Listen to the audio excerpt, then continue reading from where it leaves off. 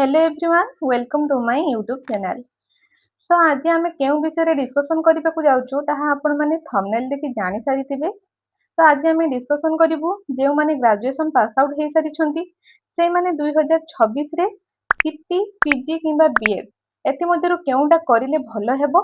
तो वीडियो रो लास्ट जाए जोड़ी रुहंतु, जमारो भी वीडियो को स्किप करंतु नाही। तो जो माने ग्रेजुएशन पास आउट हो सारी से माने ऑलरेडी पीजी रो एंट्रेंस दे सारिथिबे, बीएड रो एंट्रेंस मध्ये दे सारिथिबे, आउ सीटी रो एंट्रेंस तो आगु को अछि। जो माने दबा कथा से माने ऑलरेडी फॉर्म अप्लाई करि सारिथिबे। तो जो मानकर एंट्रेंस भलो हेची तो से मानकर तो एते किछि टेंशन नथिबो, से माने जानि जाइथिबे कोन करिवे कोन नाही।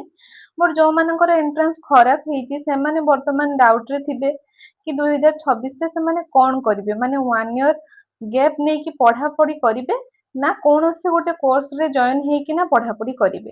तो प्रथमे आमे डिस्कशन करिवु कि सीटी बीएड एंड पीजी ये तीनटा जदि आमे ग्रेजुएशन परे करूछु ताले आमे केउ जॉब पई एलिजिबल, केउ केउ जॉब अपॉर्चुनिटी जे आम पई अछि। जदि आमे सीटी करूछु माने जदि आमे ग्रेजुएशन परे सीटी करूछु ताले आमे दीटा जॉब पई एलिजिबल हे परिबा, जेमति कि हमरो प्राइमरी टीचर आउ अपर प्राइमरी टीचर। प्राइमरी टीचर माने क्लास 1 रो क्लास 5 जाए पिला मानको आमे पढ़े परिबा। अपर प्राइमरी टीचर माने क्लास 6 रो क्लास 8 जाए पिला मानको पढ़े परिबा। तो सीटी विषय रे तो ऑलरेडी मु गोटे वीडियो भलो से डिस्कशन करि देछि। तो जो माने भी देखि नाहंती ताले एही वीडियो रो डिस्क्रिप्शन बॉक्स रे मु लिंक शेयर करि देबी, आपण माने सेठु जाई देखि देबे। तो जदि आमे ग्रेजुएशन परे बीएड करूछु ताले आमे अपर प्राइमरी टीचर पई एलिजिबल हे परिबा एंड हाई स्कूल टीचर पई एलिजिबल हे परिबा। एंड जदि आमे पीजी करूछु तो पीजी जदि आमे करूछु आमे लेक्चरर असिस्टेंट प्रोफेसर हे परिबा। ता पई पीजी परे पीएचडी बा नेट क्लियर करथिबा दरकार। एंड पीजी परे जदि आमे बीएड करि दउछु ताले आमे पीजीटी पई एलिजिबल, हाई स्कूल टीचर अपर प्राइमरी टीचर सब पई आमे एलिजिबल हे परिबा। तो एतिକି थिला कि सीटी बीएड पीजी जदि आमे करूछु केउ केउ जॉब पई आमे एलिजिबल। नेक्स्ट आमे देखिबु केउ माने सीटी करिबा उचित, केउ माने बीएड करिबा उचित एंड केउ माने पीजी करिबा उचित। तो फास्ट मु जदि कहिबी सीटी कथा, तो जो मानकर गोल अछि कि जो बाटे हो हमको गोटे टीचर बास हबार अछि, जे कोनोसे टीचर हो किंबा जो मानकर गोल अछि हमें छोट छोट पिला माननको पढेइबु, प्राइमरी टीचर हबु बा अपर प्राइमरी टीचर हबु, तो से माने सीटी करिबा निहाती आवश्यक। काहे कि ना आगरु थिला कि प्राइमरी टीचर भी बीएड पिला देई पारुथिले, एबे किंतु सेटा नाही। एबे केवल अपर प्राइमरी टीचर पई से माने देई परिबे, किंतु प्राइमरी टीचर पई केवल सीटी ही मैंडेटरी। तो सीटी करिथिबा निहाती आवश्यक। तापर देखिबा बीएड। तो बीएड रो तो एग्जाम ऑलरेडी सरी सारिची।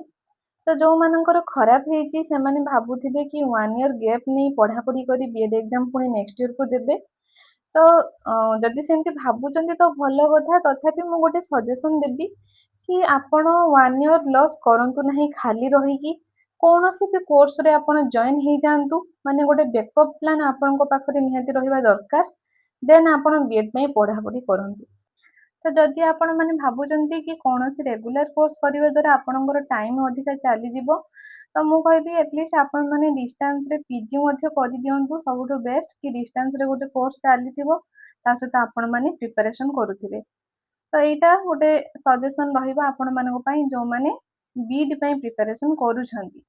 देन आसीबा पीजी पाखकु, केउ माने पीजी करिवा दरकार। तो मु कहबी जे मानकर गोल अछि कि लेक्चरर किंबा असिस्टेंट प्रोफेसर हेबे, तो निहाती भाबरे आपण माने पीजी करंतु, काना पीजी करिवा निहाती आवश्यक। ता परे ही आउ जहा पीएचडी किंबा नेट क्वालिफाई करि परिबे। तो आपण माने पीजी तो मस्ट माने करिवा दरकार। एंड जे मानकर इच्छा अछि पीजी टी पई एंड तांकर बीएड एग्जाम खराब हेची, तो जदि आपण मानकर पीजी हे जाउची पीजी कोर्स रे जॉइन कर दबाटा बेटर रहिबो। तापरे आपण चाहिले बीएड करि परिबे। तो एबे हमें डिस्कशन करिबु कि सीटी बीएड एंड पीजी भितरु केउटा कले आमे प्रथमे चाकरी पाई परिबा जदि आमे 2026 रे करूछु। तो मु कहिबी कि जदि आमे पीजी करूछु सेमति तो डायरेक्टली हमरो कोनोसी पोस्टिंग हेबो नाही, तो डायरेक्ट जॉब आमे पाई परिबा नाही। पीजी अपेक्षा बेसी प्रायोरिटी सीटी बीडी ऊपर दबा दरकार। एंड बीडी रो तो ऑलरेडी एग्जाम सरी जाईची, जो मानकर तो भलो मार्क अछि से मानकर हेजिबो, जो मानकर टिके खराब हेची एग्जाम से माने वर्तमान टेंशन रे थिबे कि आंध्र बीडी करिवाटा ठीक रहइबो ना सीटी करिवाटा ठीक रहइबो।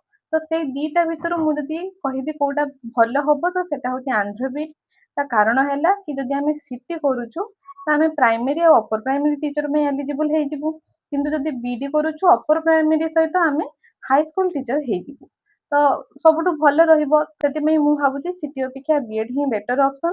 କିନ୍ତୁ ଆପଣମାନେ ଟିକେ ଜଗିକି ଆଡମିସନ କରିବେ, ସେମିତି ଭଲ ଭଲ ଇନଷ୍ଟିଚ୍ୟୁଟ ଦେଖିକି ଆଡମିସନ କରନ୍ତୁ ଆନ୍ଧ୍ର ବିଇଡିରେ, ଯେମିତି ଏନସିଟିଇ ଆପ୍ରୁଭ୍ ଥିବ ଏଣ୍ଡ ଆପଣମାନେ ଯେମିତି ଠକାମିରେ ପଡି ନ ଯିବେ ସେଇ ହିସାବରେ ଦେଖିକି ଆପଣମାନେ ଆଡମିସନ କରନ୍ତୁ। ଏତିକି ଥିଲା CT, BEd and PG related କଥା। ତ ଆଶା କରୁଛି ଭିଡିଓଟି ଆପଣମାନଙ୍କୁ ଭଲ ଲାଗିବ। ଭିଡିଓଟି ଭଲ ଲାଗିଥିଲେ ଭିଡିଓଟିକୁ ଲାଇକ୍ କରିଦେବେ ଏଣ୍ଡ ଚ୍ୟାନେଲଟିକୁ ସବସ୍କ୍ରାଇବ କରିଦେବେ। ଆଉ ଯଦି କିଛି ମନରେ ଡାଉଟ୍ ଅଛି ତାହେଲେ କମେଣ୍ଟ ମାଧ୍ୟମରେ ନିହାତି ଭାବରେ ମୋତେ ଜଣେଇବେ।